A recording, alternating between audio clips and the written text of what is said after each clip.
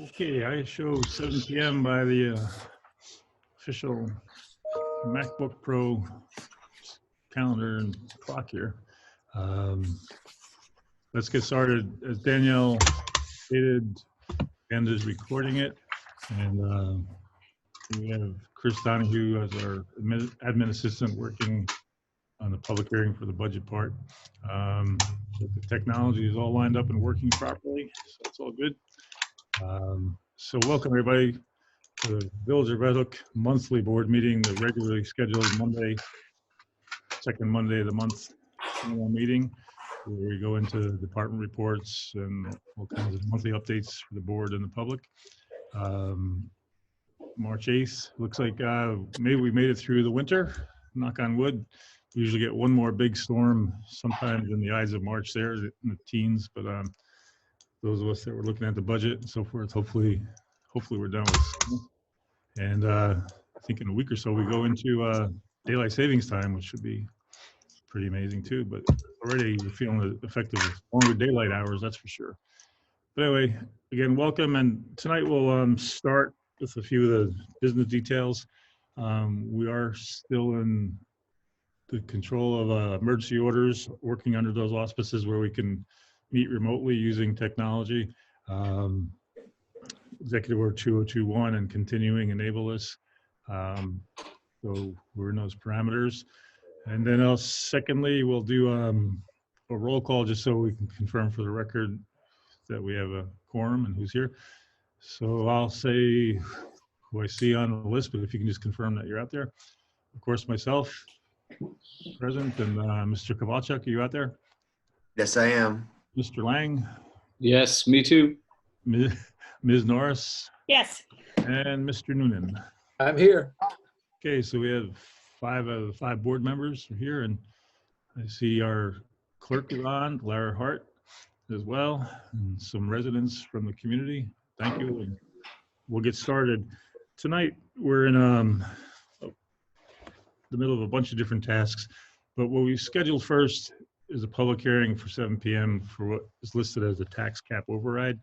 The board members are familiar with this, and what it is at this time of the year, the village law prescribes that we create our new budget for the upcoming fiscal year, which begins June 1, and the mayor, as the chief budget officer, has to submit a tentative budget by March 20.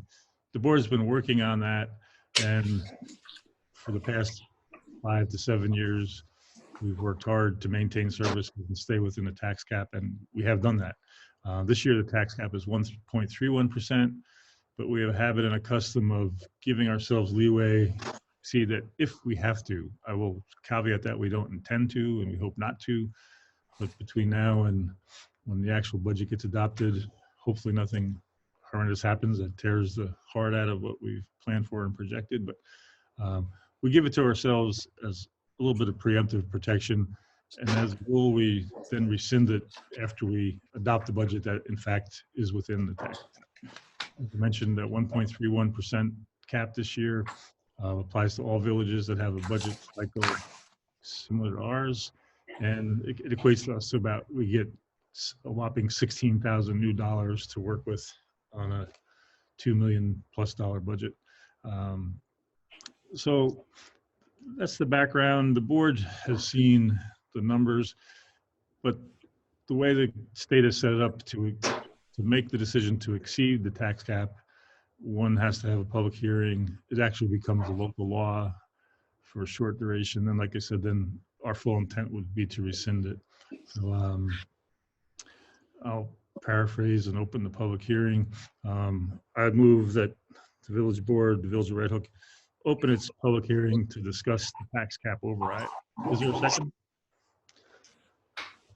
Is there a second on that? A second. Yeah. Okay, all in favor? Aye. Aye. So the public hearing is formally open.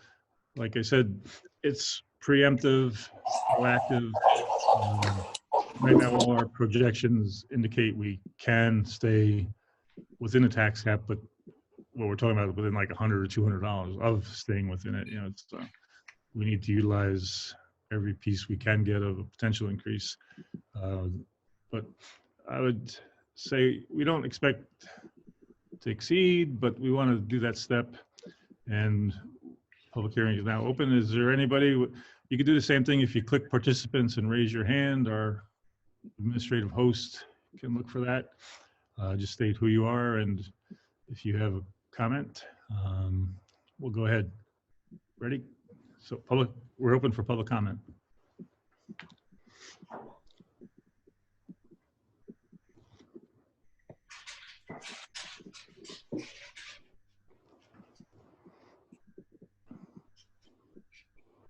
Hey, Ed. Is that a board member? Yes, Will Noonan. Just to be clear, this is kind of a preemptive move, just Yes. in case we have to exceed the cap. Correct. Yeah, we started this process the first year the tax cap was legislated and put into place across the state. And yeah, it does, because the modeling we use, the Excel spreadsheet and so forth, we have a pretty strong sampling model, but if for some reason something went wrong, and like I said, something horrendous happened where we needed to spend more money on something we couldn't predict, like, all budgets are projections based on past history and what we think we want to do going forward. But overall, right, it's preemptive, Will. So I'm not looking to exceed the tax cap. Nobody is. That's just like a truck breaks down or. Yeah, if a $250,000 truck died and we had to go take a bond, and we had no choice, Right. Yeah. But we try to plan as much as we can ahead, but certain things we can never know. But anyway, I think it's a rather obtuse conceptual public hearing, and like we said, by rule we have to do it. We could later on in the meeting or at our workshop on the 18th, we could actually adopt the resolution. I just like to have it in place before I actually send a tentative budget out to the board. But just to remind everybody what we do as a board in general, we work that tentative budget together as well as a group. We've had sessions already, and we have one more planned on that. So, sounds like we've heard the questions, comments. I would move that we, at 7:07 p.m., we could move the public hearing to closed. Is there a second? I'll second. Okay. All in favor? Aye. Aye. Aye, thanks. Okay, so that takes care of that part. We'll work on the rest of it later in the meeting. Since we had a public hearing, we will now start into the regular normal meeting mode. And again, customarily, we want to take a moment of silence. Since we're all in separate places, we can't really stand and recite a pledge to the flag or anything. So we will just take a short moment of silence for the frontline workers in COVID, health and emergency response, plus those who have become ill and passed away to COVID. Now that we're 1 year into it, I'd like to keep that process going, meaning we'll just take a moment of silence, please.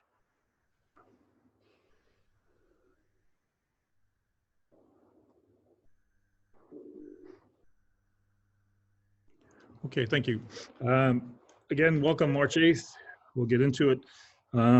We've been busy with multiple meetings in the course of the past several months, and Lara prepared, and we've been circulating various minutes, far more than we normally read and see. Looking at my list, we had a meeting on February 4, 2021, the regular February 8th main village board meeting on February 8th. Then we had a February 18th meeting and a February 25th meeting. So I know I've seen them all, and they came in last week or so, and we cycled them out. I got a chance to review and edit and so forth. So they're out there. Were there any other additions, alterations, or corrections? And hearing none, I would move that we adopt the minutes as they're listed on your agenda there, the sequence of the February meetings. Is there a second? I'll Second. second. Go ahead. Who was that, Noonan? Yep. Okay. All in favor, just raise your hand. Aye. Aye. Aye. Got C4. I don't see none. Let's see. Okay. Okay. Got everybody. Thank you. All right. So we'll swing to department and committee reports. I see Mr. Toll out there, our adept treasurer. He was on duty today doing his Monday, Wednesday, Friday sequence. Hey, you have your sheets there and want to give us an update? Certainly. This is for the month of February. The account balances as of the 28th of February. The general fund, $334,549.22. The water fund, $178,279.64. Trust and agency, $20,920.44. Petty cash, the same, $24.50. Village green, $4,717.92. Hard scrabble, $2,276.85. Health insurance, $3,494.07. Sewer fund, $19,156.53. And there is nothing in the capital fund. That kind of brings up a question, actually, Ed. The capital fund has been zero for a long time. Is this something we want to keep open going forward as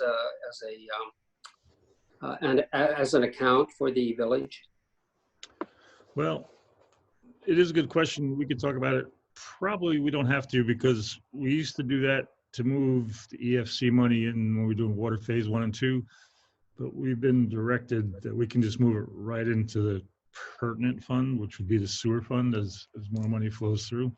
So we probably could just stop reporting that, but let me just double check with our controller. Yeah, it's just something to, that we can talk about. Yeah. It's just something that came up Yeah. with the one of the key bank account managers this month.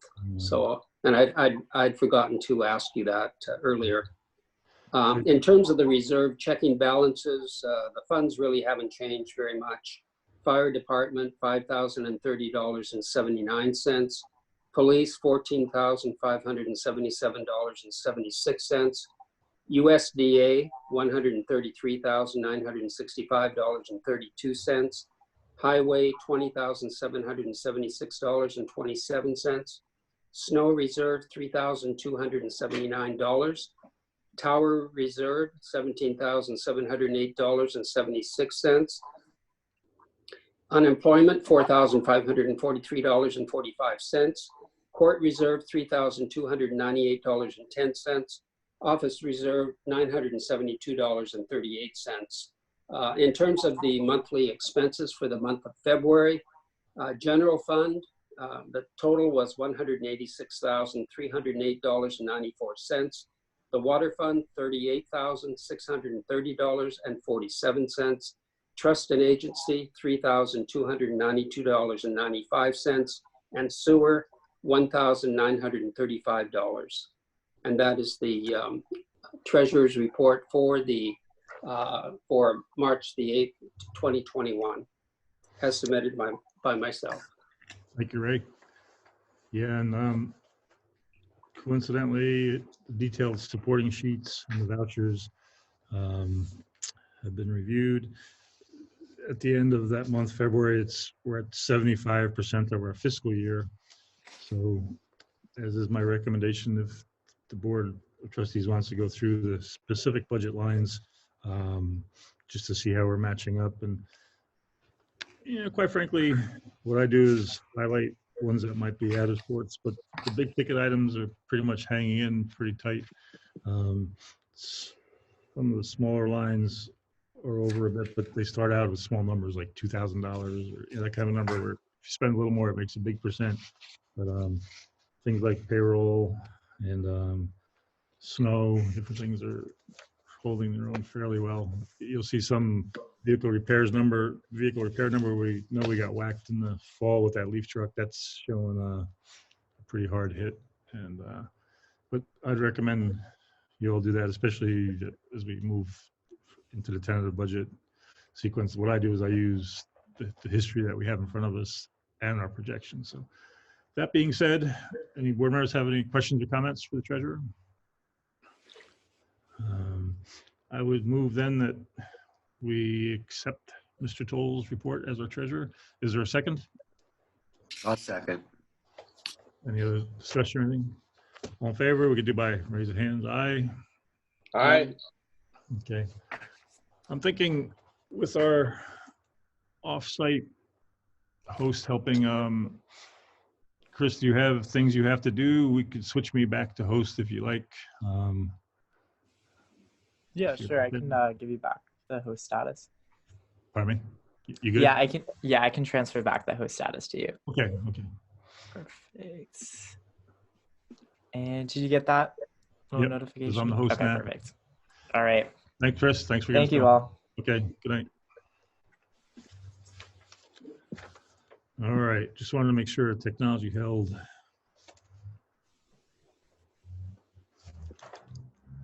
Let me just go to my pile here.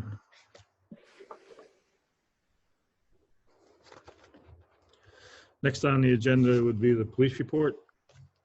And this has been circulated out for the month of February 2021. The incident count is 373. Breakout is 282 in the village, 90 in the town, 1 in Tivoli.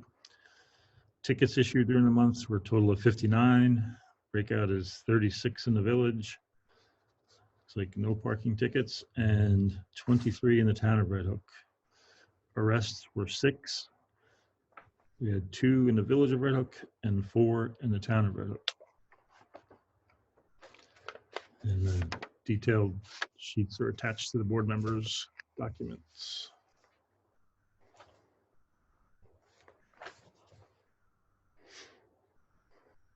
On the personnel side of things, since our last meeting, we've had Greg coming in the full 35-hour load. I think things have been working out really well. Picking up some of the items we wanted to get addressed, so that's been a good move. And I think in your vouchers you saw in Insurance World, we did get we're now starting to pay insurance premium for the sewer plant that we own. So you see some of those moving through the vouchers now. We endorsed that one, covered. And that's about all in that section for me. Since Will was unable to get in here for approved personal reasons, so to speak, not that I get to approve it or not, but it was something nobody planned on. Will, he couldn't get to his mailbox here today, so I certainly didn't plan on it. yeah. Let me just hunt through. I know I have my own copy of what you report on.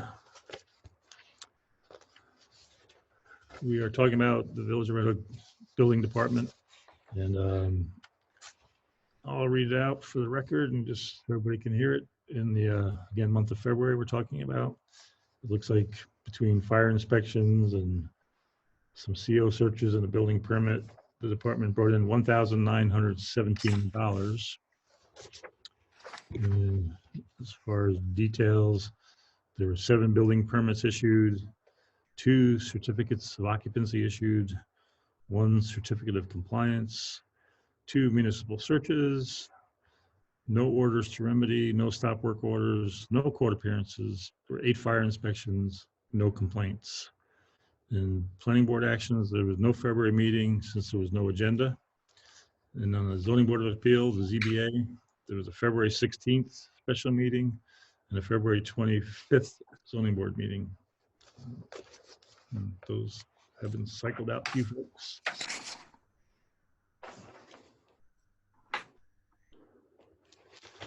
What we could do, before the meeting went to recording and so forth, Trustee Norris, we're chatting with her a little bit. In March 2021, this is her last quote formal full monthly meeting, and we're probably going to put her to work once or twice more in the month because the official year doesn't take over till after the election. Jen chose not to run this cycle. She's been in office 8 years, right? As far as 10. on a election basis, and 10 from appointment, 10. right? Yeah. 10 years, So it yeah. was, Long time. yeah. So what we'll do is put her to work tonight. We won't say goodbye tonight because she will see us all. I once we will. finish. And I'm not sure what street we'll name after you, Jen, but I'll find something. Something, yeah. We'll just do maybe the sewer plant. I don't know. Something. I think that's got Brent's That's name. yeah, the Kovalchuk sewer plant. So, anyway, you ready to roll on? Sure. It's again short and sweet because this has been, a heck of a time to be the person in charge of events because nothing's happening. But anyway, for materials management for the month of February, we sold $1,995 in garbage tags and paid out $639.63. We had 5.9 tons of garbage and 2.49 tons of recycling, which is 0.34 tons of cardboard, 0.97 tons of newspaper, and 1.18 tons of commingled. And yeah, I mean, events, I don't, I've said it before, I'll say it again. We don't know. I did have to break the news on Facebook that our egg hunt isn't happening, and I'm sure I, broke some people's hearts, but what can we do? But between regulations and planning and budget and all this stuff, I just don't know how it's going to happen. Like Hardscrabble as we know it, won't happen this year. It'll probably, I don't know. I mean, I don't know. I don't know. So we'll see. But I mean, things are looking up as vaccine goes and things, and they're saying my kid might have a prom, which is exciting. So who knows? Who knows? But That's good. yeah, so we're kind of in limbo. But anyway. Thanks, Jen. I know we talked a little bit this past week with Dave Wright from the Rotary, who coordinates their effort on Apple Blossom Day, which is usually that Saturday of Mother's Day weekend in May, which is usually May 6, 7, 8, somewhere in that time frame. They've elected not to do it either. We're half thinking by later May, there's might be more options, but one doesn't know. And like we said, there's so much planning goes into these things. There's no way we want to get people sick or have people too close together until we get more vaccinations that Jen mentioned or whatever. But I think we're on a good track toward vaccination. But so we don't get to really call Apple Blossom Day since we're not the primary organizer, but we host it in our physical plant, so to speak, our parking lot and our sidewalks. And I don't see how we could, even if they wanted to do it, I think we would have to tell them as a municipal entity, we couldn't foresee allowing it happen right now. We did ask them if they would consider something July 4th or something that we don't do right now, but I think they're just in such a mode that I don't think they're interested in doing some new thing. Because like we know, especially Jen and I, it's pretty hard to create new events out of the blue. It's once you get certain ones set in a community, they tend to take a cycle and a life cycle of their own on. But breaking a new one, especially now, would be tough. So we will not have the egg scramble, and we will not be seeing Apple Blossom Day as we know it, unless they decide to do something apple ripening day. I don't know, but anyway, it's that's the news there. Thanks, Jen. Yep. All right, let's see. Mr. Lang, did you get your report cycled through to you okay electronically, digitally? You good? I did, but I picked up a hard copy from Village Hall this morning. Okay, good. So you good? Okay. So we're ready for that. Well, I'm ready for you. You ready for that? Yep. There was an extra piece of paper in here, so that was very exciting. Oh yeah, what did it say? Well, we'll get to that. Maybe it's the one I'm looking for. It's not in my pile. No. Well, I'll report on it then. So the Village of Rhetoric Water Treatment Facilities report for the month of February. The water treatment facility treated 6,420,300 total gallons, which is an average of 229,300 gallons per day. And I have a little flow chart here. It's actually quite surprising because suddenly we've dropped back to sort of pre-COVID levels of water use.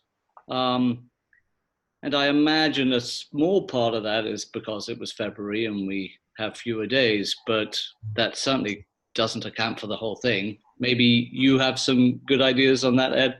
We fixed the leak. I do. Yeah, it's We fixed the leak, yes. it was, You were there. we could talk about, keep going, and we'll deal Okay, with yeah, well, we'll circle back. So that's great news, obviously. We sent 4 samples off for testing. So we added a new sampling site, the Traditions mailroom there, to capture sampling and testing their water supply. So that's great. All 4 samples came back absent of bacteriological contamination, coliform and E. coli. And during the month of February, the water treatment plant used 60 gallons of sodium hypochlorite. So that's an average daily use of 2.14 gallons per day. I also have the daily volume report here, but I mean that, you know, mimics the significant reduction in water treated over the month. The other, just, you know, before you take over or tell me what's going on, I did also get a copy of the C3ND sort of one-page report. Yeah. So I mean that was a water and a wastewater report, and I'm not sure if you want me to start talking about the wastewater system report in the same ways as we've been reporting on the water report. Yeah, I'm not sure if you're prepared tonight, but yes, we will have to. And I reminded VRI, who is the actual person we have the contract with for water and wastewater, that we do expect and do need monthly reports on both sides, the drinking water and the wastewater. So that's that sheet, that's the one you're referring to. Right. I mean, I think we may want to sort of be a little more specific as to what we would like to see on those reports. Yeah, what this one is trying to tell us is it goes in along with a couple things we'll talk about now, is how we've been searching for this method of coordinated oversight of all the entities that sit and watch and work on our water and our wastewater operations, ranging from in-house to highway department to hired contractors. And we've been in this cycle of trying to establish who's on first kind of thing. Like, okay, we're doing these chores, these tasks, and who's monitoring and measuring and recording and generating the work orders and so forth. So this sheet is in line with that. It's listing out different things that need attention, and you call it, you can see in each one the water and then the wastewater side. Remember how last month we were reporting we had a problem at the well 9 well house, and the electrician had to go in. So he's on the left side of the sheets here, he's talking about that. The confusing part is, even when you're doing the vouchers, we contract with VRI for the water services, and one of their key persons transact business also is C3ND. That's Fernando, who works in our, he's actually here physically for VRI. And that's one of the things we've been trying to coordinate and centralize is, okay, VRI is our named contractor, then this person consults to them and to us under their auspices.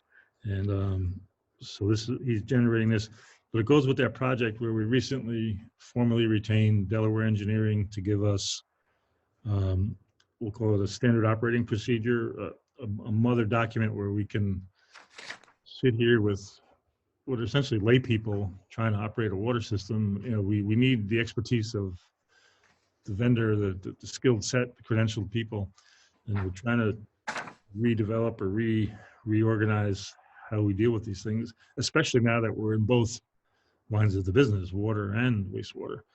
And in my mind, neither of them can afford to have issues.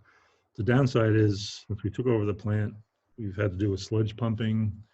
Like those that are familiar from their personal septic tanks, is a similar process for sewer plants. And then there was a diagnosis of a failed pump. You'll see that, I think, probably next month's vouchers. They call them lifting pumps. We have to learn some of our own terminology too, but this sheet here for the board and for Charlie is what we're going to be seeing more of, and Right. that's a good thing. Yeah, it does seem like there was a little deferred maintenance on the wastewater plant, Yeah, it's which obviously we have to take care of. yeah, and it's something we've talked about a bit. Back to the daily averages, though, what we find, remember, if you look at that curve back around April, she started a pin moving up, and we were all trying to explain what was going on. At the same time, we had, I think we started with rural water, then we retained Northeast water to start listening and doing certain checks on our system. And then you might recall he did some reporting and some illustrated plans where we dug some noise areas, and we scheduled to do in the main plant a check valve replacement on something there. And but in the interim, we had that significant water issue on February 2nd, 3rd there, where a major break on East Market Street occurred, and went in, and that was repaired with quite a bit of stress for us all. But it looks like the daily average has dropped since then, and like Charlie reported, not only did it drop for a short time, it looks like it's holding pretty consistently for the days within February. And I know on February 8th, we changed that check valve, and that water main break was around February 3rd, 4th. So between all those things, but it looks like we'll monitor, but even back in May-ish is when we were looking at that curve upward, and we're thinking, okay, we did also see more sales of water.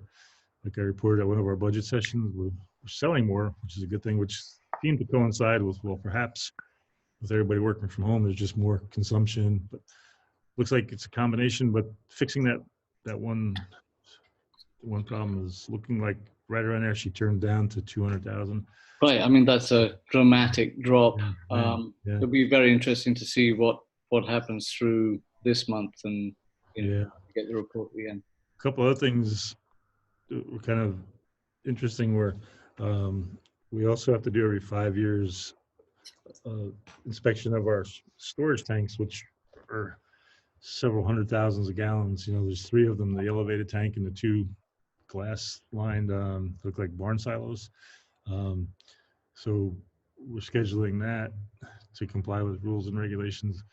But I was concerned. I was like, well, I know there's divers, and we've had the big elevated tank inspected for phase 2 of our water project, and as I recall, they drain it or they go in and different things. But so I was trying to picture how they actually do it. But it looks like I wouldn't want to be this person, but they actually put a diver in a tank with no windows, no lights. I mean, it's like it's got to be as black and dark as you can imagine, right? I know there is a fiberglass top on those things, but I'm not sure how much. I've never looked to see if that lets much light in, but anyway, they assured us we don't have to turn down our water system or anything, and they go in with disinfected gear and wetsuits and so forth. So there'll be some activity over at the well field in the near future, diving in our drinking water tanks. Yeah. So you say that happens every 5 years? Yeah, that's the cycle. And the only time I can remember us doing it as a recommendation of our vendors was more like when we were working on what do we do with the elevated tank. We were essentially planning on taking it down because we had to go in and look at it, see what the coatings are like in there and so forth. So this one seems a little more structural. I guess you don't want a bolt snapping and the 285,000 gallons of water running out on the fields over there. But inconvenient. Yeah, they're pretty new. I think the second one we only built 6 years ago, whatever, and the other one's not that old, but they're due. So that's underway. But thank you, Charlie. Okay. Looks like it's time for Mr. Deputy Mayor Kowalczyk to run us through his sequence. You ready, Brent? I am. I'll start with the Village Green Committee monthly reports, the current balances of the Village Green Committee's related budget accounts as of February 28th are as follows: community beautification, $3,372, shade tree contractual, we're negative $3,100. This again is we did some extra cutting and some emergency tree removal, put us over budget, and the Village Green checking account balance is $4,712.92. There were no Village Green Committee meetings held during the month of February. The Tree City USA application was prepared and sent to the New York State DEC. And we'd like to thank David Pearson for completing the application on behalf of the Village Green Committee. It's always a chore, but he managed to, I think this was his first year doing it, so he did a great job. Thanks, David. And the village received a memo from Schichtel's Nursery, which is the supplier of our trees for our planting days, that they will begin to charge $400 for tree delivery with a 10 tree minimum order, which is, you know, we usually get 10 trees or more, but the tree delivery charge is a new cost for us. So we should be able to be all right. But in the meantime, we are looking for alternate tree suppliers and joint purchasing with other municipalities to minimize the financial impact.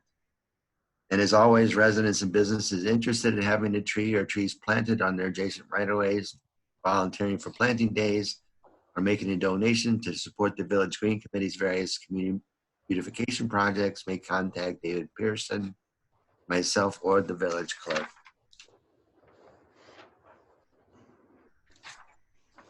The Highway Department monthly report. This will be my last month reading this particular couple points. Village snow ordinance is currently in effect through March 31st. No parking is permitted on village streets from 11 p.m. to 6 a.m. on New York State highways, from 2 a.m. to 6 a.m. during the same period. When snow and ice removal operations are underway, any vehicle parked or abandoned on any street may be removed by or under the direction of the Rhetoric Police Department, any responding law enforcement agency. And costs associated with vehicle towing and storage will be charged to the vehicle's owners. And the owner and or occupant of every building or lot in the village with an adjoining sidewalk shall remove snow and ice within 24 hours of a snowstorm. And I know we've had a tough February with a lot of snow, and people were a little concerned about, especially on state routes, you know, they'd go out and shovel and the DOT would come back and plow over. And again, that's just the nature of the beast and the nature of the wintertime. So hopefully this will be the last of it. The general business district was cleared for the second time this year on February 3rd. The removal of snow from street parking and sidewalks were limited to Market Street, where snow storage is more limited and restricted than other areas of the general business district. And there actually was revenue generated during this month for scrap metal. So the total revenue generated for this fiscal year so far, we have $3,995.05. And since inception of the scrap metal recycling program in 2007, we've raised $35,455.17 just by recycling and selling scrap metal. The proceeds from this program do go toward the purchase of tools and equipment for the village highway, water, and materials management departments. Anyone interested in donating scrap metal may contact the highway department at 845-758-8600. Just leave a message on their machine or contact the village clerk's office. Department personnel will assist property owners by picking up scrap metal upon request.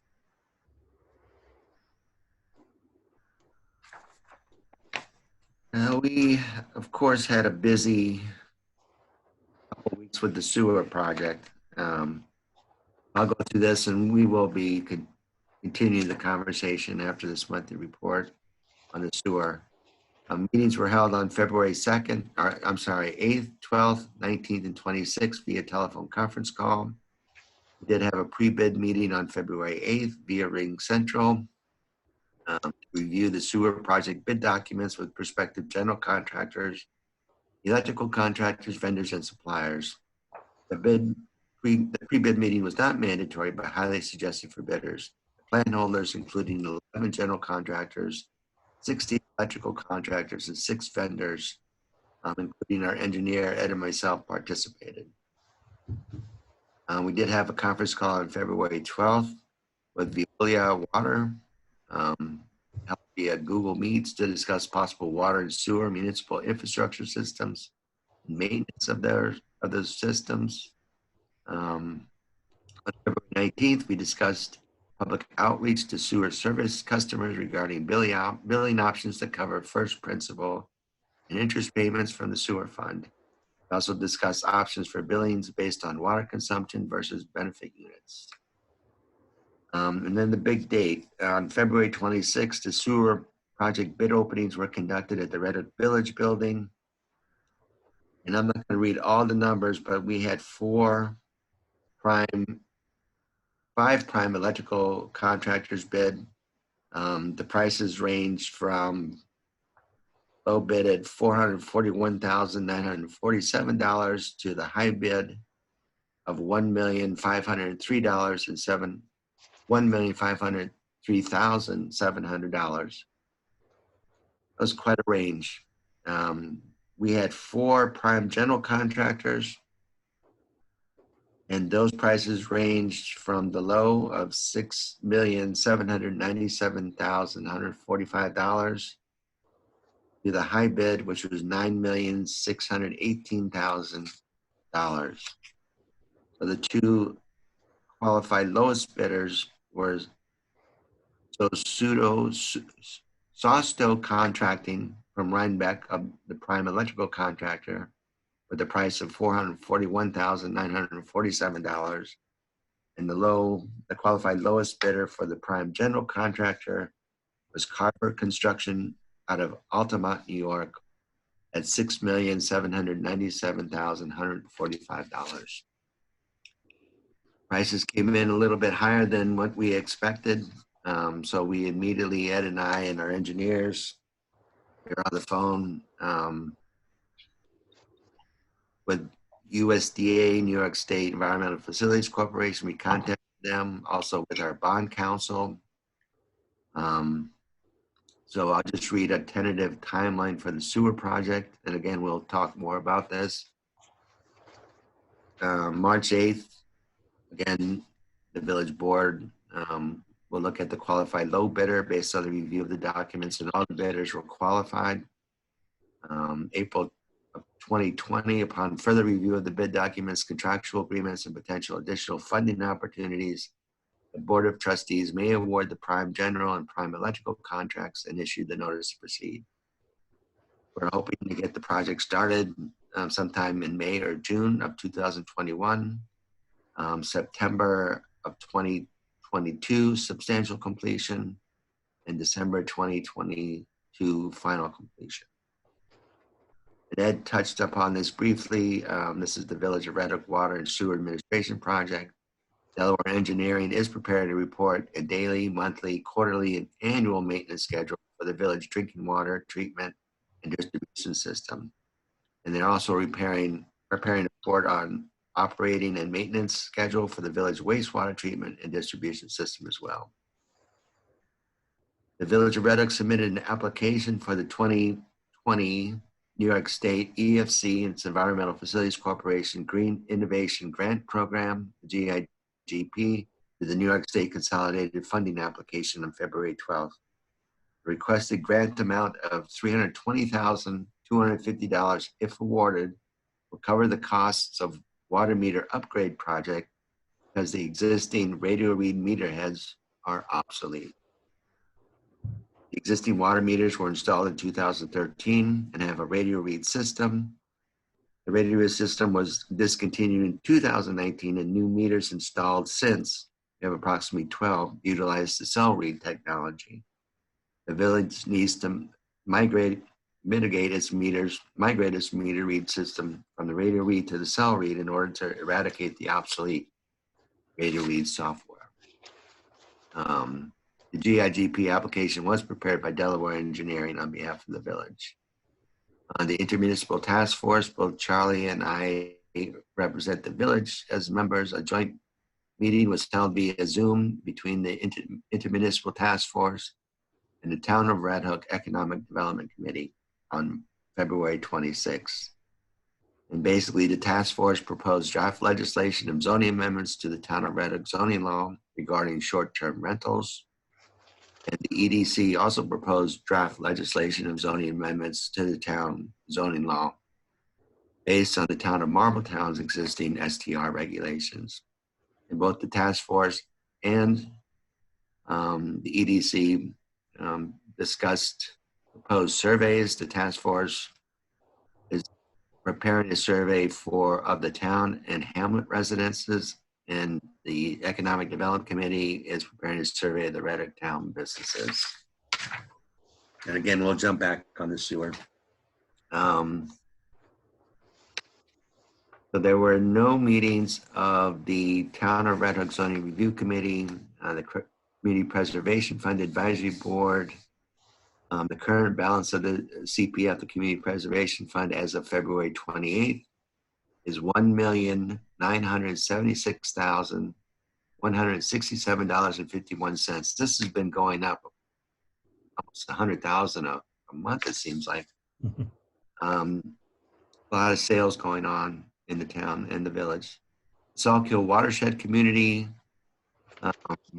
monthly report. There were no Salkville Watershed community meetings held during the month of February.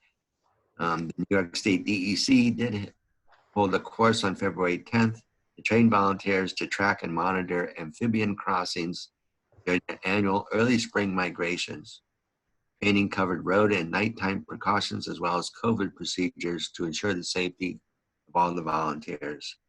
And issue 14 of the Salkville Watershed Community Newsletter was circulated with articles including the Amphibian Migration Project in the Salkville Watershed and the Path Forward, Indigenous Land Recognition in the Salkville Watershed. The Town of Red Hook Local Waterfront Revitalization Program, we are still waiting for the New York State Department of State to review and get back to us with comments before the LWRP Working Group organizes a public informational meeting for the Town of Red Hook community to review these updates to the local waterfront revitalization plan of the Town of Red Hook. And there were no Northern Dutchess Alliance Executive Committee meetings held during the month of February. And the Village of Red Hook Zoning Review Committee, no meetings were held of that. We are waiting review and draft legislation from our attorneys. We sent in what we're doing in the zoning, the new zoning that we're proposing includes changing the current highway business district to the gateway district. We're amending section 200-11 regarding use and bulk regulations of the proposed gateway district, adding one property currently in the R10,000 to the gateway district, and amending section 200-9, this is residential R10,000 regarding special permits for live work units for properties located on East Market Street and that are also in the sewer service area. We're also proposing adding 8 properties currently in the R10,000 on South Broadway, 1 on 5th Street to the neighborhood mixed use district, and also adding the definition of live work units in this section of the law. And that is all I have. Thank you, Brent. Quick note on this last item you reported on, most of Brent. I did talk to Victoria today with regard to certain components of the sewer task force, sewer task we have to do. And I reminded her on the zoning that we're looking for some input from her there. Good. But that too will require, since we essentially shelved something we developed 9 months ago, it'll require another public hearing, another submission to Dutchess County Planning Department. So and right now we're in the midst of police reform, budget, sewer. So like we keep We're saying, busy. lot going on. So I did mention to her, but Thank you, sir. while it's fresh in our mind, and I think what we can do is we'll move to the regular business agenda, but let's keep the sewer talk going a little bit. Like Brent mentioned, on 26 February, Friday, 2 o'clock, we sat here and opened the bids. There were, like he said, 5 electrical contractor bids and 4 GC. Just in case anybody asks board members, the way the rules work with this type of project and federal money in the course of financing and contracting, it gets broken out that way. Most jobs, you have just a GC who hires all the subs. In our world, we have to have a separate and distinct bid from electrical sub. Wick's Law. As we sat here, we were listening to the numbers, and like he said, we immediately started to put thought and process together. I think on the big picture, I'd just like to remind the board and the public that we began this phase of the project 5 years ago. 2016. And then there's one prior to that, and then we even hear stories in 1937 when Rhetoric had a chance to get a sewer. In my opinion, we have a lot more work to do on this, but it's still worth it. It's conceived and built to be protecting our environment, our drinking water, our aquifer, as well as our vital central business area and the adjoining residences that are contiguous there, because they were built in the era and they just don't have the capacity to develop their own Board of Health approvable treatment systems on their own land. So the importance of the project didn't go away. We got dealt a blow here with the numbers that came in, and it's hard for us to move. You know, we just can't say, okay, yes, accept the high bid, move on, because we have to fund this thing, which with municipal rules, we have to have bond resolutions and we have to have components, which I circulated a little bit today. We got local counsel, special counsel to give us, I'll call it a little choreography of what we have to do. We have bond counsel involved already. Essentially, I'm looking to my left here at my notes. If you round some numbers, Brent gave the actuals and they're in his report, but the GC is 6.8 million. The electrical is 442,000. And to date, between engineering and legal, with design and easement work and all the challenges that came up with some of the easement, we spent the actual numbers $587,000. It's been spent on the project. And like, you know, we already own the plant. We got that donated as a gift. So that's not a dollar factor, but we're well into being in the sewer business. But now we have to find a way to restructure the financing part. Today at 12:30, Brent and I had a conversation with New York State Environmental Facilities Corporation. The good news is, you will recall that they give us 0% interest on the upfront money. Essentially, that's the construction money. And the way we work all our big projects is they fund us. And then when we hit that completion point that Brent mentioned, we have to reimburse EFC, but that's where we use the USDA money. We borrow long-term, low interest from USDA.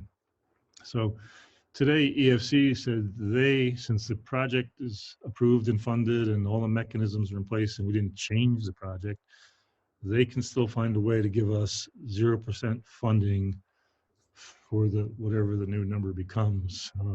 It's a combination of the numbers I read there, rounded to 6.8 plus the 442 plus the 600,000. Later in the day, we had a conversation with the New York State rep of USDA RD. That's a rural development rep.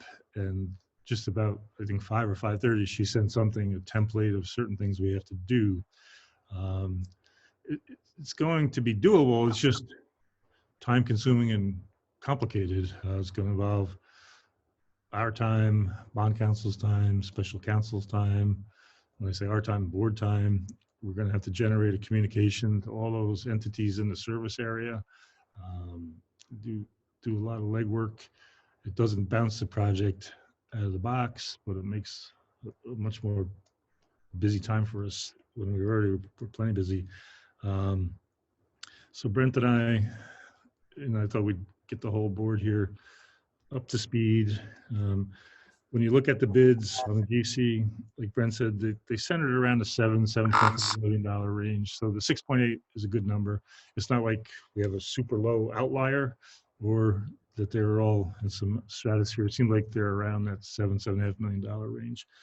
The electrical had a wide variance, but what we do, and for everybody to know, is we're obliged to take the lowest responsible bidder. But on Friday, we don't know if their math is correct, because these were like 40-page thick bid documents. So our engineers over that weekend tested all the lines, tested the math, and it held up that they were concise. The submissions were concise and accurate.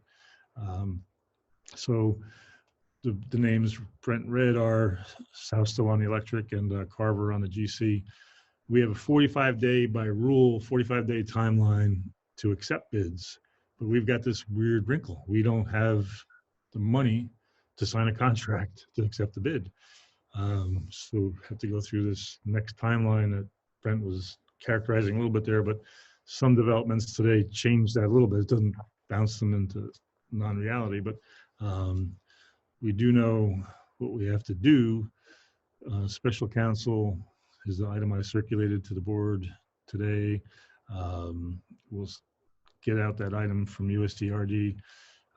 Brent and I'll probably have more meetings Friday with folks. I'm optimistic. I think our sources will be the 0% will still stand there, just be a bigger number that they'll be advancing us. Then we'll have a bigger number to pay back. I have reached out to some of what I would consider some of the major stakeholders through contacts with the Economic Development Committee and just the certain larger property owners on the street. And so far the consensus is, hey, we're into it. The project is still worth it. And this is with the people that are going to be paying the freight for the project. They're on board with keeping it going. We're working the math because the question is, how much do you borrow? What terms? Can the feds find a few bucks more to put into grant money? I don't know that it'd be too optimistic, but just to refresh everybody's memory, the Fed grant number already is 1.2 million against the final cost, and the EFC, wrong word, the WIA grant was 925,000 that we mentioned. So we already had about $2.1 million in grant money against the project. I think we'd love to find some more, to offset the borrow number, but that's the big test. We have to determine the borrow number, find the terms. Does USDA play and just give us similar terms, but just more money? Do we have to go to the private bond market for the difference between the 4.9 and the, we'll call it, I guess if you take a couple ways to net this, but the net borrow before, when we were projecting 4.9 million, was to borrow $2.775 million. Now we'd be borrowing 5.8-ish or 5.7-ish. So we can project pretty closely what the principal and interest costs will be, and that's what I keep looking at over here. But those are things we have to work on, and we need a few more answers from the federal government. I don't think anything with stimulus is going to give us any short-term quick money as far as the next round. The current round of what the Senate just passed the other night is pretty much related to COVID and bouncing back the economy, but not in the sense of building infrastructure projects as I see it. So we got a lot of legwork and a lot of hunting to do. But I still think that my message to everybody is, it's a great project. We just have to do it. And it means the village's future. And we just can't, we know what people are doing right now with waste systems that just do not comply, and it just can't continue. We have the solution. We just have to package it and get it out there. Part of it is, like I said, we'll have to do a direct mailing to those 135 properties that are actually in the system again and say, there's been a change. Some will see it on Panda, and we're more than happy to answer questions. You all might recall years ago, Brent and I did a road show. We had PowerPoint, and with our engineers, we invited folks via postcards and did various meetings here and there. I just don't, everything's going to probably be digital again for the next 3 months or something. It's before, I don't see us sitting in group sessions like that. And 3 months is probably too long. We're talking 45 days we can maybe get the contractor to extend a little bit. You're probably talking 2 months. So with that in mind, as much as we have the March 18th normal workshop meeting, which would have been budgeted and a few budget related chores, we still have to do that. I think we can't be ready by March 18th, which is only 10 days from tonight, but we'll have some more time. I'm going to suggest, and we'll take input from everybody, that March 25th, we have to set a special meeting for the sewer project reconfiguration, we'll call it, and we'll try to have as much as we can lined up by council, special counsel Brent and myself and the players to be ready for March 25th. But it's going to be a boatload of things. While we're talking about that, let's put the March 25th on ahead, and if the board members have any questions, or I know we did circulate out the engineers recap pages where they did a kind of Word document or something with that listed all the bidders and the numbers and so forth. We pushed that out to everybody about a day or two after she confirmed that the bids were valid and legitimate. So I'll pause a minute and take a drink of water. Did you have anything, Brent? Maybe you want to go?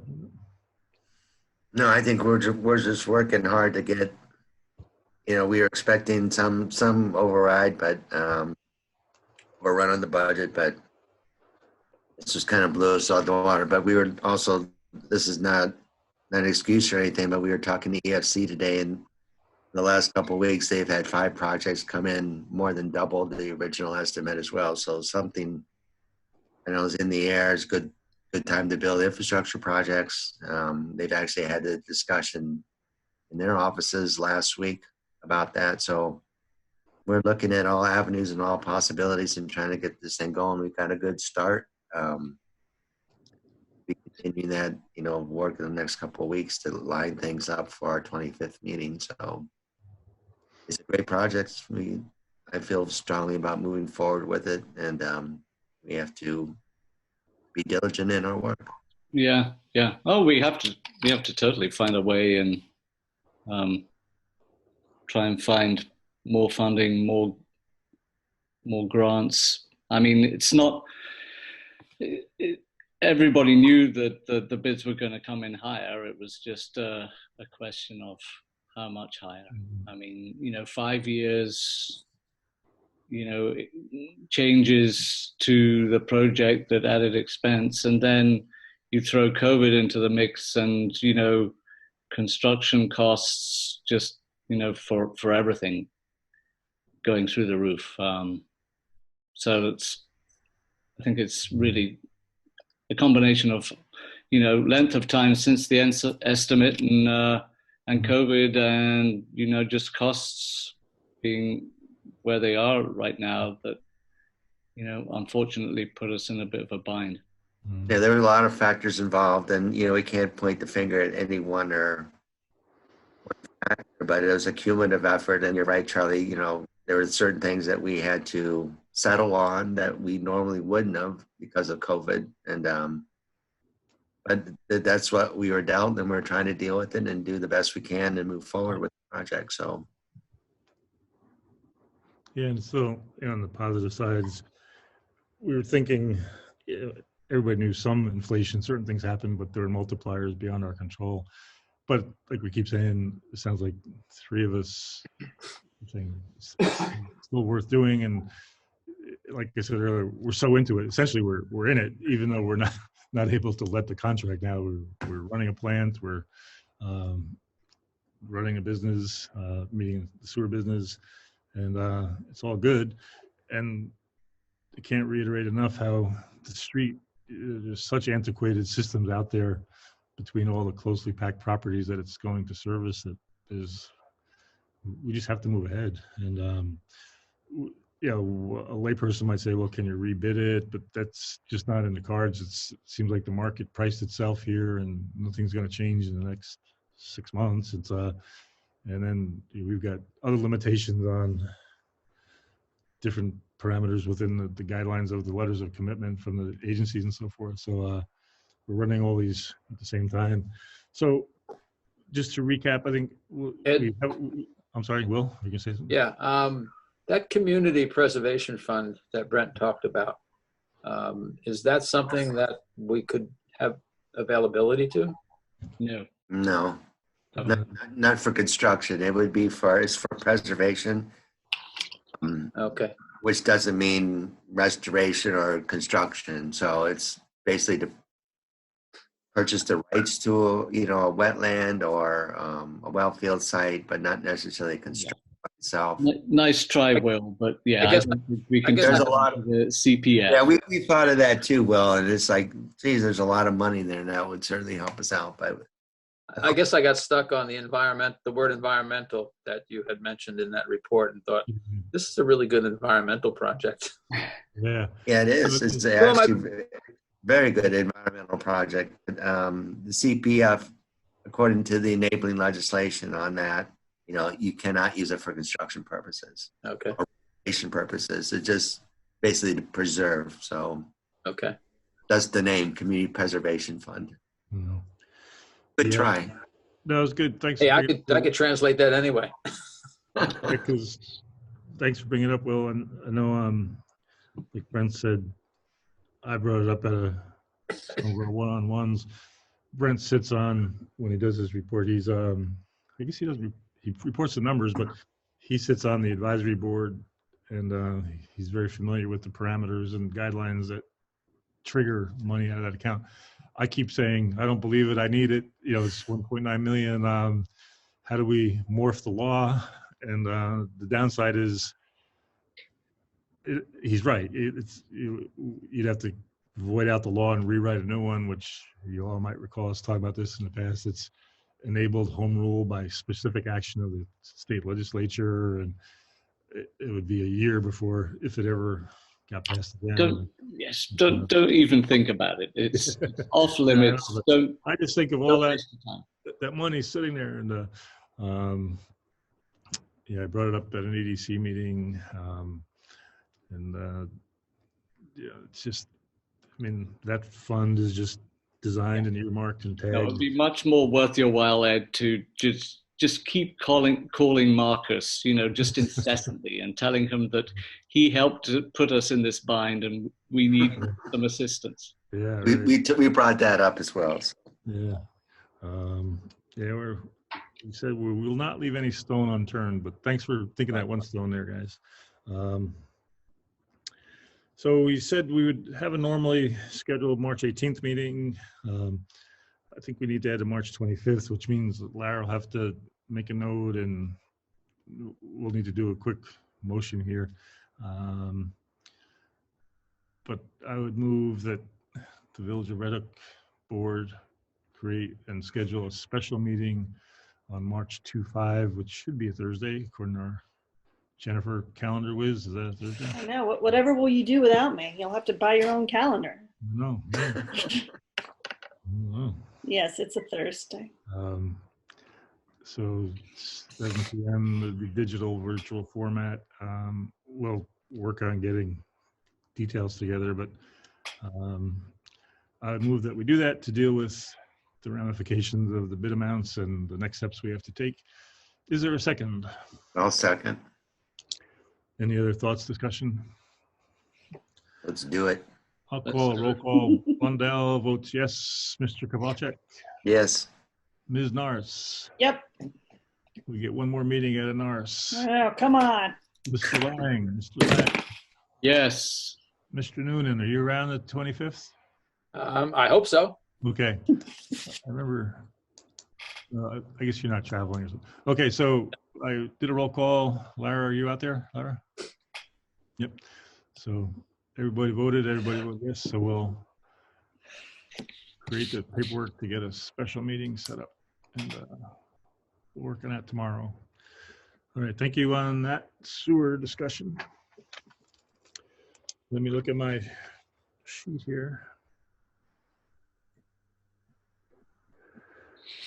Another, I guess, while we're in the mode of setting meetings, I think what I'll do, since we're going to work on the budget on the 18th of March in the workshop, we did the public hearing on the tax cap override. we could put that off and vote that in that night. We'll have a little more data, but I think we still have to do it. So, but let's defer that to the 18th. The other item, as far as meeting set up, I have here set public hearing for budget at April meeting. It's not double speak there. That's after the tentative budget is submitted, we have to have an actual public hearing on the budget where it's distributed and reviewed by the public. We used to do these things in analog form where people could look at paper and sit here and talk and ask us questions, but we'll have to do it in virtual. But it is a requirement in village law and village process of making a budget. So that'd be subsequent to the submission of the tentative budget. And looks like I have written in parentheses, I think it looks like our April meeting is April 12th. So I would move that we set the budget public hearing for our April monthly meeting, April 12th at 7 p.m. Is there a second? Second. Any other discussion? I'll do a roll call. Blundell, yes. Mr. Kowalczyk, Yes. Norris, Yes. Mr. Lang, Yes. and Noonan, you got there? Yes. Okay. So carries unanimously, so we'll have that to work on as well. It's like the last item in regular business, circulated in Lara number, resolution number 6, 2021, to adopt the police reform and reinvention collaborative policy for the village of Red Hook. There's a resolution, and there's the required New York State certification form in your packets, and then we've got the we're calling the official plan. It's the composite of the past many months of work and input and so forth. We've referred to the certification form periodically in the course of all our workshop and stakeholder sessions and different meetings we've had. Essentially, it's what the state's requiring us to attach to a plan. Do y'all have it handy or there or whatever? It's not that long, but it says, I, Edward Blundell, as mayor of the village of Red Hook, certify the following pursuant to DO 203. And Governor Andrew Cuomo issued that in June of 2020. The village of Red Hook has performed a comprehensive review of current police force deployments, strategies, policies, procedures, and practices. The village of Red Hook has a plan attached here to improve such deployments, strategies, policies, procedures, and practices, in parentheses, the plan. The village of Red Hook has consulted with stakeholders, including but not limited to membership and leadership of local police force, members of the community, with emphasis in areas with high numbers of police and community interactions, interested nonprofit and faith-based community groups, the local office of the district attorney, the local public defender, and local elected officials regarding the plan. The village of Red Hook has offered the plan in draft form for public comment to all citizens in the locality, and prior to the adoption of the plan by the village board, and in parentheses, local legislative body, has considered the comments submitted, and the village board of the village of Red Hook has ratified or adopted the plan by resolution number 6, dated, and it's blank as far as the date. So part of it we had on resolution number 6. The first whereas is the governor enacted EO 203 entitled New York State Police Reform and Reinvention Collaborative. And whereas pursuant to that EO, each local government entity, including the village of Red Hook, which has a police agency operating as defined under 1.2 of criminal procedure law, must adopt the policing reform plan after performing a collaborative review of the needs of the community served by the police agency, and evaluate the department's current policies and practices to address any racial bias and disproportionate policing of communities of color, and promote trust, fairness, and legitimacy. Somebody feel like reading the next one? I have to take a drink of water. Anybody there with it? Larry, do you have it? Or? I could read the next paragraph. Okay. Whereas beginning in August 2020, the Village of Rhetoric joined the County of Dutchess Police Reform Collaborative, and in accordance with the directives of the executive order, also involved members and leaders of the local police force, concerned community members, interested nonprofit and faith-based groups, and local leaders or representatives, including the district attorney, public defender, and elected officials. And whereas the village coordinated with various Dutchess County government resources as part of the collaborative, including public listening sessions hosted by the Dutchess County Human Rights Committee, and circulated the Dutchess County Police Reform Collaborative report internally on its website and to stakeholders, participated in Northern Dutchess Police Reform call-in, held multiple stakeholder sessions with the draft plan being developed, conducted a public hearing on February 8th through 18, 2021, resulting in the plan as presented at the meeting on March 8, 2021. Whereas the Village of Rhetoric here therefore believes that based on the above, the public input, outreach to the community members and local leaders, that the plan as presented complies with the requirements of the executive order, and that the proposals outlined herein, once fully implemented, will work to achieve the goals of said executive order. Now, therefore be resolved that the Village of Rhetoric hereby adopts the findings and report as presented and hereby authorizes the mayor to sign and file the plan certification form annexed hereto with the director of New York State Division of the Budget prior to April 1, 2021. So before we move or do anything further on it, let's see. I think I might want to just change in that resolve sentence, the Village of Rhetoric hereby adopts the findings and report. I think I'd like to put the title of our plan, Village of Rhetoric Police Reform and Reinvention Project -2021 official plan. I think I'd like to somehow insert that there so it's a little more linked to the document we're going to attach. You know, I'll consider those words the title of the plan. So we say, resolve that the Village of Rhetoric hereby adopts the findings and report as presented and entitled Village of Rhetoric Police Reform and Reinvention Project -2021 official plan, and then say, and hereby authorizes the mayor to sign and file the plan certification form next year too. Does that work for folks? yeah, Works for me. Okay. Yeah. And then what we did, so all additions to the plan have been reviewed by the board. Any board members have any additions, alterations? yeah. I think we should add Trustee Noonan to the bottom of the list or in the list of people that. Oh, would he get cut off? Poor guy. Sorry, Will. Looks like Thanks, Brent. looks like a paging error.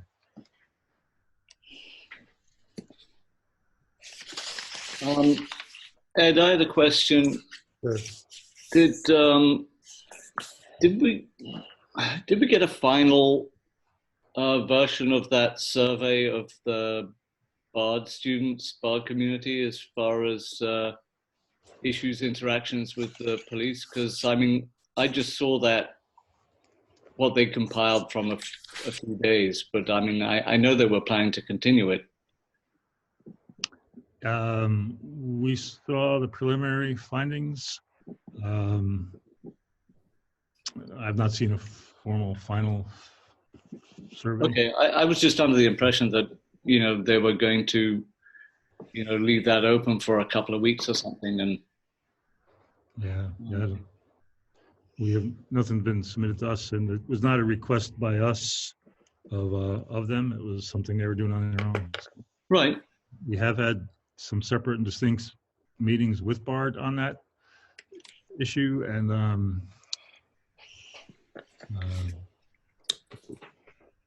you know, but it's not a survey that the village board committed to or created. So it's not like we're not waiting for any data to come in from that.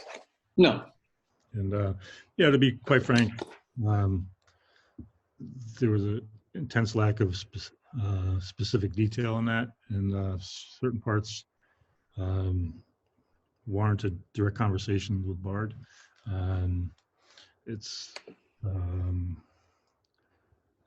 still ongoing in a sense, but the long story short is that we touched on all the sources we needed to, and we got great input from a lot of folks, stakeholders and so forth. And like we keep saying at the meetings, April 1 comes soon, and it doesn't mean these things are going to be done by April 1. There's a lot of work to do.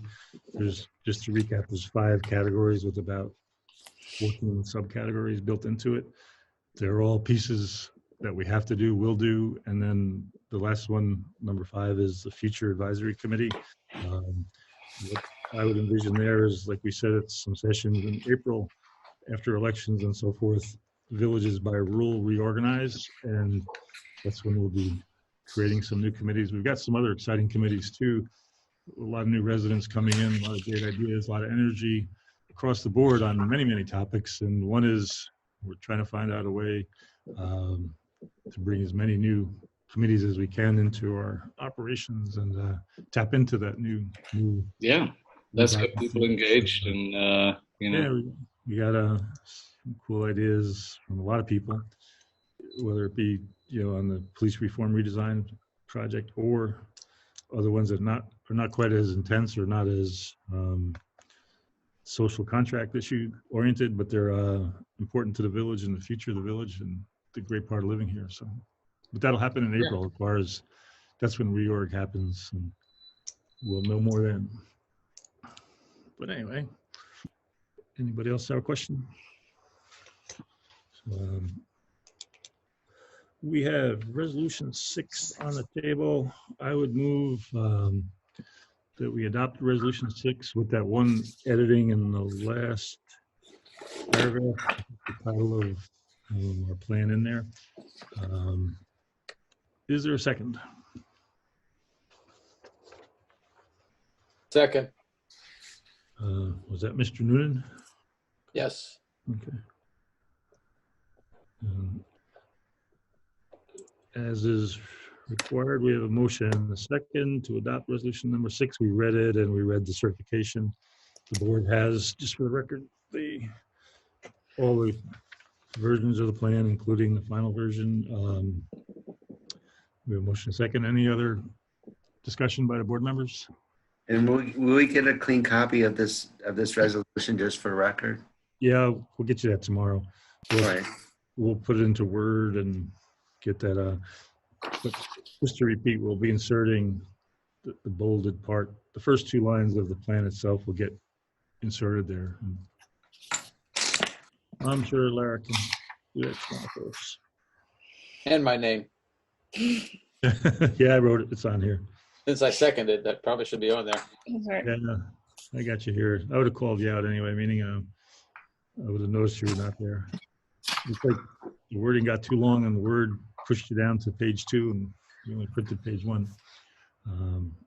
We'll tighten it up and get it to work better. All right, so the motion and second, we have discussion. Ed. Who's saying that? Will? Yeah, I am. Just as a comment, I view the plan that we've developed and decided on as just that, a plan. And to me, that means we develop a plan and follow up with implementation of the plan, making adjustments if we need as we move ahead. The plan is by no means a destination, but a voyage and a road, so to speak. So I just want to emphasize that point. Yeah, I would agree. Thanks, Will. And yeah, that's true. And internally, the Board of Trustees is the named employer. We're the fiduciary agent for the residents of the village. We're also their elected representatives. We're also the direct employer of all our departments: highway, police, planning, all the key essential services we provide. And we're in the middle of a really important task here. And this board has always been optimistic and pragmatic, and we always want to do the right thing. So we'll get these 14, I call it subcategories going. We'll have to monitor them at monthly meetings, the components there that are data oriented that we'll have to develop systems for.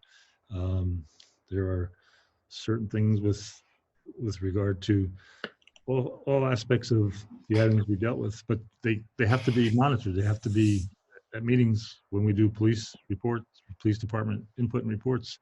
We'll be touching on those 14 subcategories, see where we're headed, what we're doing. Yeah, for instance, now, as of this moment, the body-worn cameras are not here yet. I think we ordered them 3 months ago, seems to me. It's been a while, you know. There's certain big things that are going to happen pretty easily. I think, you know, part of what we have to do too is keep working with the resources we have. Like you said, we have a 1.31% budget allowance this year, which doesn't give us a whole heck of a lot of room to move too many things too much differently. But we'll be pragmatic and do the right thing. So we had resolution 6 moved and seconded. We had some discussion and some input. If we're ready, I would call to a vote. I would go down. Mayor Brandel, I'll vote yes. Trustee Kowalczyk. Deputy Mayor Kowalczyk, I should say. Yes. Trustee Lang. Yes. Trustee Norris. Yes. And Trustee Noonan. Yes. Okay. So resolution passes. We'll do that fine tuning tomorrow on the wording we discussed. Circulate the end game document for your permanent files and for our systems, and we'll sign the certification form, get it off to the Office of Budget before April 1st. And thanks for all your help and work, and to the stakeholders who might be out there. It was a hard project, but I think we came up with some great ideas, and I'm proud of our plan, and it'll move us into where we need to be, and keep things going here in Red Hook, keeping an eye to the future and doing the right thing. So thanks for all your help, everybody. Now I have to find the agenda again. I think I buried it somewhere. Somehow, it looks like there were 2 bullets that said 2 plans. We can disregard the second one. We set the public hearing for the budget. I think we can forgo that tax cap overrides at the next meeting. I would say let's move to general business. Is there any items from the board first, and then we'll go to public comment? Is there anything from the board that you're working on or need us to know, or things we didn't touch on for you yet? Anything brewing? I guess just we touched on it earlier in the meeting when Jen was getting lined up to do her report. I can remember many, many moons ago, I think I sat on Jen's front steps. She's saying 10 years ago. I'm not quite sure how I met her or knew her, but we were saying, hey, you know, we need somebody like you on the board, and I forget who was leaving or what was happening back then. But I remember the story. Oh yeah, tell me this. Okay. Picture, if you will. No, you became mayor and appointed me to your spot because we had worked on the hardscrabble committee together. So that's how that happened. I thought maybe Seymour left, but it wasn't. That was not that one. No, Cohen left, I think. Yeah. Because I worked with Dave for a while, so yeah. I took over your spot when you became mayor. So. Yeah, it was a fun thing, and we worked on a lot of cool ideas. Some were perceived as crazy back then that maybe aren't seeming as crazy now, but what we're noticing is some recycle. It's like fashion, I think. Like now there's a new effort for community gardens and home gardening and certain things we pushed hard on back in the day.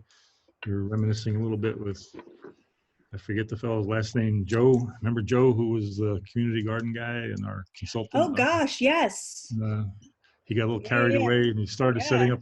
He started setting up a shop in the kiosk over here. Remember, he was like, yeah.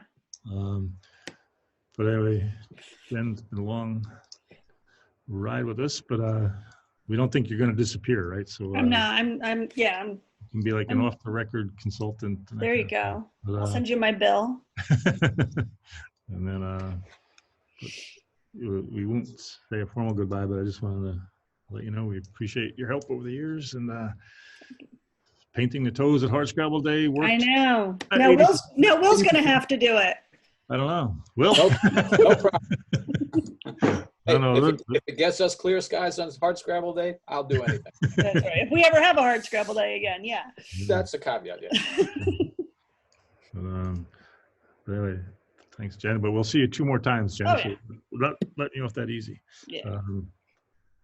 I guess we need to do, I know the clerk, Clara, put out the various election notices.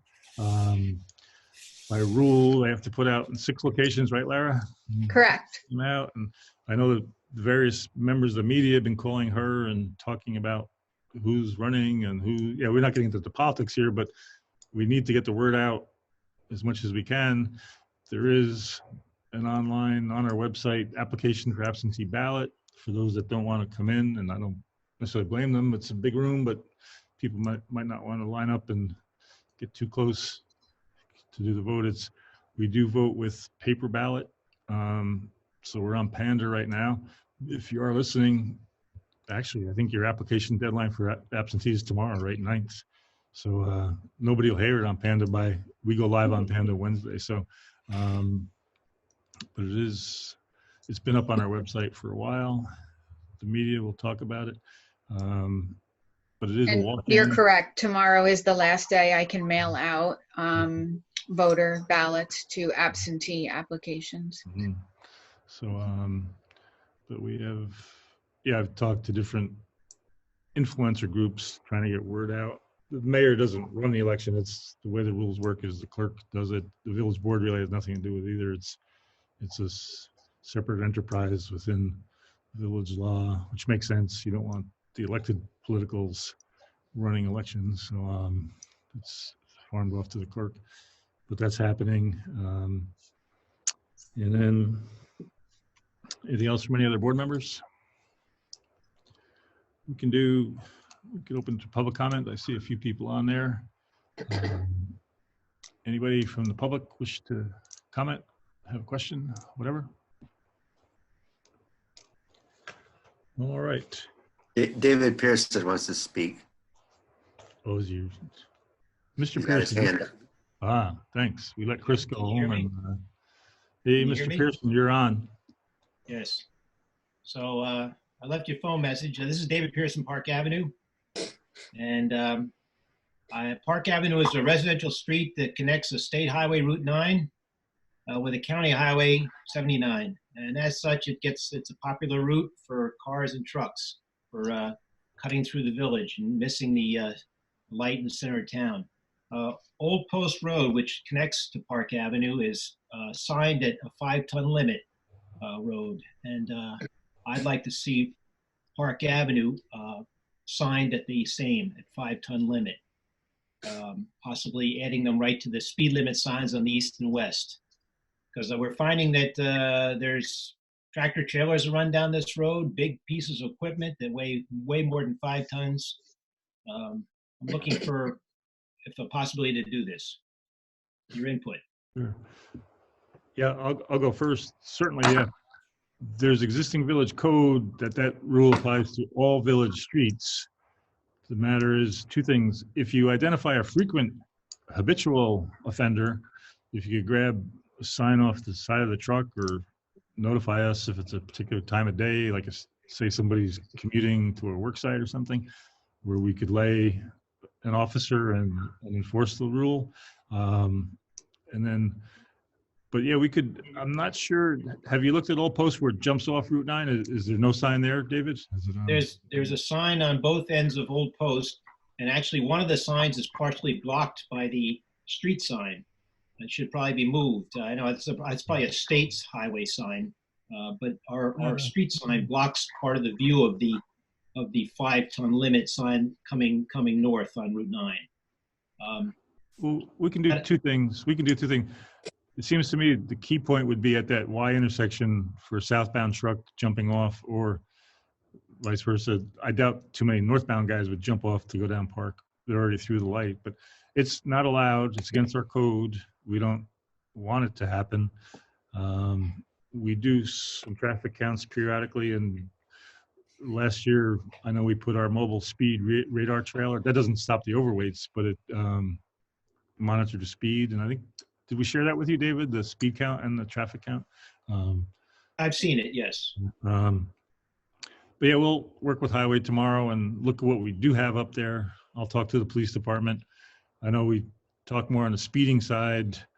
There's no great place to hide and pick up speeders, but it's one of our wider village streets. And you're right, it's, we'll have to keep up an effort, but big trucks certainly shouldn't go on it. And if we can somehow reduce the vehicle traffic in general, it'd be great, because it is on our walking route, I'll call it. Our sidewalks we built years ago, it's sort of our exercise route. You can do a big circle, Linden to Park to South Broadway, the market. You could do, get your exercise, especially in COVID era. So we don't need big trucks going down any residential streets. And the way our code works, as I recall, it's that weight limit you mentioned, and except for local delivery. So if your neighbor's building a foundation, somebody can come in, but it's not for cutting through or driving through. So. I understand that. It's sort of covered on the east end by Old Post Road, having signs on either end. But the west side of Park, at the minimum, it'd be nice to put one sign on the speed limit down there, because it's an open end on that end, ready using the county highway. So people coming off West Market. Yeah, you're right. There's a chink in the armor there, maybe. Okay. Yeah. Gotcha. So I can leave it there with you. Yep, we're good. We'll take care of that. Thanks, David. Thank you. All righty. I think then we have to pay the $186,000 worth of bills that Ray mentioned. I'm looking for the vouchers, but they're already away. I would move that the board pay bills after the audit. Everybody's been in. I saw the signatures on them. That's done. So I move we pay bills after audit. Is there a second? Second. All in favor, just say aye and raise your hand. Aye. Anybody opposed? Okay, I hear all ayes. Well, Ed, I was not able to get in to see the vouchers, so I don't know if I should abstain or what. Do you think, well, two things with what we mentioned about you. Do you have a chance to come in early tomorrow? That we don't actually mail them out until Wednesday. You could get in. I can't guarantee that, but I'll give it a try. Well, let me put it this way. Don't vote. We have a majority of signed. We have 4 Okay. signatures, but you have an excuse. So, we're good. So we had 4 ayes and we'll abstain, Noonan. Thanks, Noonan. I think the next item looks like to wrap up tonight's meeting. Burn in your brains, 18 and 25 March. But tonight, I think we're done. Mr. Kowalczyk, do you concur? Absolutely. And I'd also like to make a motion that we adjourn this evening's meeting. All right. I would second that, and we can do a voice hand vote. All in favor for adjourning tonight's meeting? Good night, Aye. everybody. Aye. Bye. Thank you all. Thanks, everybody. Bye-bye. Thank you. Good night.